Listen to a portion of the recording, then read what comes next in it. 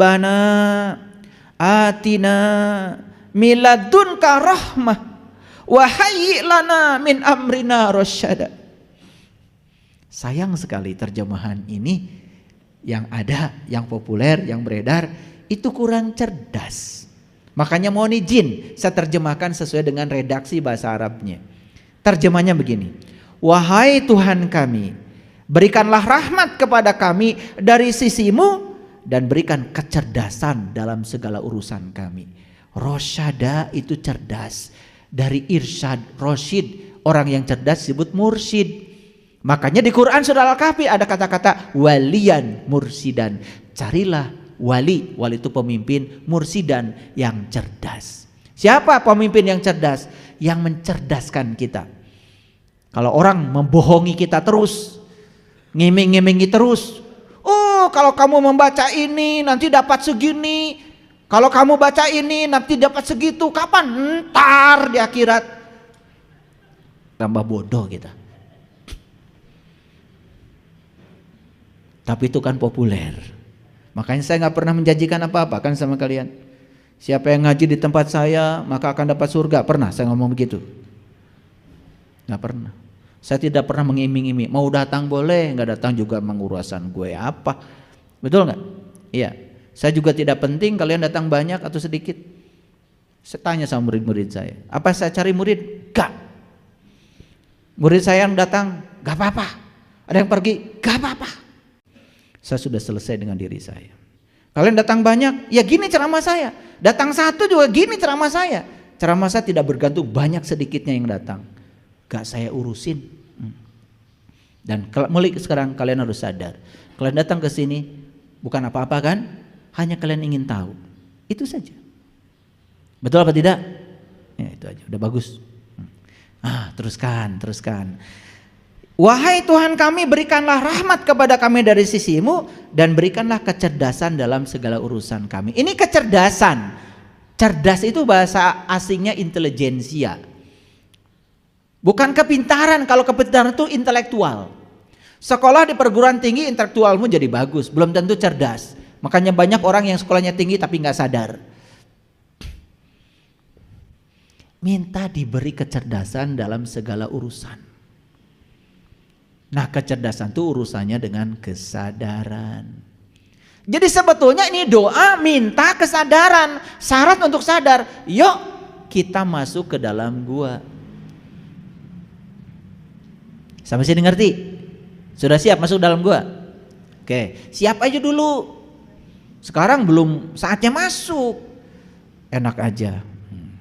Kalau masuk ke dalam gua kan harus jelas mana pintunya. Betul nggak? Gimana tata caranya? Izin dulu dong sama yang mau dikunjunginya. Betul? Jangan main selonong. Ada waktunya. Karena selama ini kita semua keluar dari diri kita. Dan kita melakukan perubahan keluar. Makanya perubahan tidak terjadi. Seorang pemimpin yang ingin merubah negaranya, lakukan aja ke dalam. Kalau ingin membuat rakyatnya sederhana, hidup dia sederhana. Pasti rakyat ikut. Jangan suruh rakyat hidup sederhana, dia hidupnya hedon, mewah-mewah. Ya siapa yang mau niru seperti itu? Clear sampai sini? Oke, lanjut dulu. Saya mau cerita dulu manusia yang paling rugi. Versi Quran. Nah ini lihat ayatnya sini. Bukan versi saya. Yuk kita baca ayatnya. Kul hal nunabbi'ukum bil ahsyarina amala. Ini kata Allah. Katakanlah, inginkah kami beritahukan kepadamu tentang orang-orang yang paling merugi amalnya? Perlu dijawab gak pertanyaan ini? Ya perlu, masa tidak? Ini kan pertanyaan sederhana. Inginkah kami beritahukan kepadamu tentang orang-orang yang paling merugi amalnya? Jawabannya apa? Nah, kalau ingin ya saya teruskan ngajinya. Kalau enggak ya sudah. Nah, kenapa perlu dijawab? Karena ngaji ini terus apa enggak? Kalau enggak kan enggak boleh saya menyampaikan ilmu kepada yang tidak ingin. Itu suatu kezaliman. Hadis itu. Nabi Muhammad yang bilang menyampaikan ilmu kepada yang enggak ingin itu dolim. Menahan ilmu dari yang ingin juga dolim. Nah susahnya saya ini supaya tidak dolim, saya harus pastikan semua yang ada di sini ingin. Ya, semoga semua yang hadir di sini ingin, supaya saya nggak dolim. Bahaya kan? Dan saya kalau keluarkan, kamu tuh nggak ingin, saya keluarkan, tambah dolim lagi saya. Betapa susahnya kan saya bicara, betul nggak? Yuk kita saling menghormati supaya tidak dolim. Semoga semua yang hadir di sini ingin. Ulangi pertanyaannya, ingin apa tidak? Ingin. Ini baru Quran surat Al-Kahfi ayat 103. Udah ingin kan? Oke. Siapa orang yang merugi itu? Lanjut. Ayat 104. Yuk kita baca sekarang. Allazina dhalla sa'yuhum fil hayati dunya wa hum yahsabuna annahum yuhsinuna sun'a. Yaitu orang-orang yang telah sia-sia amalnya dalam kehidupan dunia ini, sedang mereka menyangka bahwa mereka telah berbuat amal sebaik-baiknya. Yuk lihat saya semuanya. Lihat saya semua. Fokus ya. Inkah aku beritahukan kepadamu tentang orang-orang yang paling merugi amalnya? Jawabannya ingin. Siapa orang yang merugi amalnya itu? Kata Allah, yaitu orang-orang yang sia-sia amalnya dalam kehidupan dunia ini, sedang mereka menyangka bahwa mereka telah beramal sebaik-baiknya. Ayo lihat saya. Kalian kalau sudah sholat, nyangka sudah berbuat baik kan? Kalian kalau sudah umroh, menyangka sudah berbuat baik kan? Kalau sudah haji, menyangka sudah berbuat baik kan? Kalau kalian sudah baca Quran, menyangka sudah berbuat baik kan? Ini lucu kadang-kadang. Judulnya pengajian, isinya baca terus. Padahal pengajian kan dari kata kaji. Kaji itu artinya kayak gini nih, mikir. Kalian kan saya ajak mikir nih. Maka maaf di sini tidak ada membaca. Kalau ingin membaca ke tempat lain, cari. A'udzu billahi minasyaitonir rajim. Nah, di sini tidak. Cari tempat lain. Sini mengkaji. Kenapa? Kita harus berlindung kepada Allah dari godaan setan yang terkutuk. Jadi siapa yang terkutuk? Setan. Tuh, kalian tuh ngajinya dari dulu gak bener. Makanya cuma baca ta'ud saja supaya gitu aja. Tapi gitu ditanya, siapa yang terkutuk? Setan. Kata setan, apa urusan gue? Kasihan setan itu diciptakan hanya untuk dikutuk. Nah itu karena selama ini gak ngaji, cuman baca. Nih saya kasih tahu, aku berlindung kepada Allah dari godaan setan yang terkutuk. Siapa yang terkutuk? Yang terkutuk itu kamu ketika gagal berlindung kepada Allah. Ulangi lagi, ini gara-gara gak ngaji, cuma baca doang. Ini saya sudah eksperimen loh. Ada sebuah pengajian itu baca Qurannya udah nggak usah disaksikan lagi, udah Iqra 8. Saya tes ini Iqranya udah berapa semua? 8 Pak. Wih luar biasa. Kan Iqra cuma 6. Itu sudah 2 tingkat di atasnya itu loh. Luar biasa. Saya tanya, a'udzubillahi minasyaitonirrajim artinya apa? Pinter. Aku berlindung kepada Allah dari godaan setan yang terkutuk. Siapa yang terkutuk? Setan Pak. Waduh. Setan tuh cuma jualan, nawar-nawarin. Ngerti maksud saya? Yang belikan kamu. Kamu terkutuk saat kamu mengikuti ajakannya. Kalau enggak, iya enggak. Ngerti sekarang yang terkutuk? Suka terkutuk? Siapa yang mengutuk dirimu? Ya kamu sendiri. Setan tuh bahkan gak pernah ngutuk kamu. Oke, udah. Lanjut dulu. Ini saya jadi nyimpang sedikit. Karena ini banyak yang ngasih judul pengajian tapi isinya baca. Mohon maaf, ibu-ibu tanya, mau kemana Bu? Pengajian. tasnya penuh. Ya. Begitu nyampe situ, buka Quran, baca. Betulkan mahrojnya, betulkan idgomnya, betulkan ikhfanya. Tos bu, tos. Irah ngajina. Kan perasaan kakak remaja.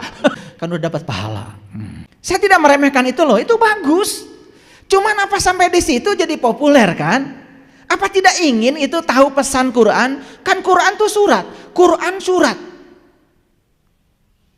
Kalau kalian baca Injil, Injil tuh ya pasal ayat. Tapi Quran itu surat. Quran surat. Kalau surat tuh pasti ada pesannya dong. Apa sih pesan dari A'udzubillahi minasyaitonirrajim? Apa pesan dari Bismillahirrahmanirrahim? Apa pesan sudah sampai pada kalian? Baca surat gak ada pesannya, itu kan sama saja baca surat sia-sia gitu nggak? Gitu gak? Ya. Kenlah sugan ngerti. Lanjut dulu. Inginkah aku beritahukan kepadamu tentang orang-orang yang apa tadi? Merugi amalannya. Merugi itu bukan berarti dia tidak melakukan. Sudah ngaji tapi nggak ada pesannya. Karena mengklaim aja ngaji, isinya nggak ada kajian, nggak ada. Isinya cuma baca doang, disebutnya mengaji. Jadinya rugi, nggak dapat apa-apa. Makanya kata Allah, yaitu orang-orang yang telah sia-sia amalnya dalam kehidupan dunia, sedang mereka menyangka mereka terbuat sebaik-baiknya. Gak ada orang baca Quran menyangka tidak berbuat baik. Gak ada. Pasti menyangka sudah berbuat baik. Walaupun di zaman Rasul kan gak ada orang baca Quran. Ada gitu? Lah Qurannya belum ada. Maaf ya, maaf. Maaf, saya udah minta maaf. Tapi kalian kalau udah baca kan merasa sudah seperti zaman Rasul, betul nggak? Di zaman Rasul tuh belum ada orang baca Quran. Lah Qurannya belum ada. 300 tahun setelah Khalifah Utsman bin Affan mengumpulkan semuanya, itu baru ada Quran, baru pada dibaca. Jadi baca Quran bagus, tapi jangan mengklaim seakan-akan sudah hidup di zaman Rasul. Ya. Di Quran memang banyak pesan, kan surat ini. Bagus kalau kita bisa menangkap pesannya. Coba pesan dari Bismillahirrahmanirrahim aja udah indah. Kalau tahu Bismillahirrahmanirrahim, atas nama Allah yang Maha Pengasih dan Maha Penyayang. Oh, kalau saya baca Bismillahirrahmanirrahim berarti saya sedang mengatasnamakan Allah. Pantas gak ya saya mengatasnamakan Allah? Pantas gak ya saya menyatakan wakilnya Allah? Pantas gak ya saya yang pemarah, pembenci menyatakan wakil Allah yang Maha Pengasih, Maha Penyayang? Pantas gak saya? Surat kuasa apa yang saya pegang dari Allah untuk menyatakan saya adalah wakilnya Allah? Pantaskah saya menjadi kepanjangan tangan Allah menyampaikan cinta kasih Allah sementara yang kita sebarkan adalah kebencian? Pantaskah saya? Tanya dirimu. Bukan sekedar baca Bismillahirrahmanirrahim. Pesannya dalam sekali. Pantaskah saya? Karena saya pernah pada situasi saya nggak berani baca ayat itu, nggak berani, nggak layak saya baca ayat itu. Bergetar hati saya, nggak pantas saya. Tapi karena kalian nggak tahu, kalian kan terus aja baca itu. Sementara tanpa pertanggungjawaban baca itu. Atas nama Allah yang Maha Pengasih dan Maha Penyayang. Mana surat kuasamu dari Allah menyatakan atas nama Allah? Orang mengatakan atas nama siapa itu ada surat kuasanya kok. Apa surat kuasa yang harus kita miliki? Tahaluk bi akhlaqillah. Apakah kita berakhlak seperti akhlaknya Allah? Baru pantas. Maka di Quran dikatakan man azinallahu rahman wa qala sawaba. Siapa yang dapat izin bicara dari Allah, kata-katanya akan menghunjam. Apa izin bicara itu? Kalau kita sudah selaras dengan Allah, izin bicara datang. Dan orang yang tidak selaras dengan Allah, bicara apapun bohong. Apalagi membohongi orang. Dia menyampaikan sesuatu yang dia sendiri tidak mengalaminya, dia tidak mengerti, tidak memahaminya. Banyak orang yang menawar-nawarkan sesuatu pada kamu. dia sendiri belum mengalaminya. Nawarkan surga, dia nggak ngerti surga. Dia juga baru berjudi, kali aja masuk surga. Lucu kan? Nawarin orang, ngejamin-jamin orang lagi masuk surga, dia sendiri belum tentu. Itu populer, nggak apa-apa, gak ada yang salah. Nah, apa yang menyebabkan orang itu rugi? Baca ayat ini. Mereka itu orang-orang yang tertutup terhadap tanda-tanda Tuhan dan tertutup terhadap perjumpaan dengan Dia. Itu saja, penyebabnya cuma dua. Satu, tertutup terhadap tanda-tanda Tuhan. Yang kedua, tertutup terhadap perjumpaan dengan Dia. Kalau ditanya, kau percaya gak akan berjumpa dengan Allah? Percaya. Kapan? Nanti di akhirat. Loh, ayatnya mengatakan siapa yang tidak bertemu di dunia, di akhirat gak akan bertemu. Wa man kana fi hadhihi a'ma wa huwa fil akhirati a'ma wa adallu sabila. Loh, ayatnya begitu, yang gak ketemu di dunia gak ketemu di akhirat. Nabi Muhammad Isra Mi'raj emang di akhirat? Di mana? Kan di dunia, kalau di akhirat gak akan nyampe dong beritanya sama kita. Betul apa tidak? Mikir dong. Ini saya jadi kenceng ya ceramahnya, supaya mikir. Dua, lihat saya. Satu, tertutup terhadap tanda-tanda Tuhan. Yang kedua, tertutup terhadap perjumpaan dengan Dia. Cuman dua penyebab rugi itu.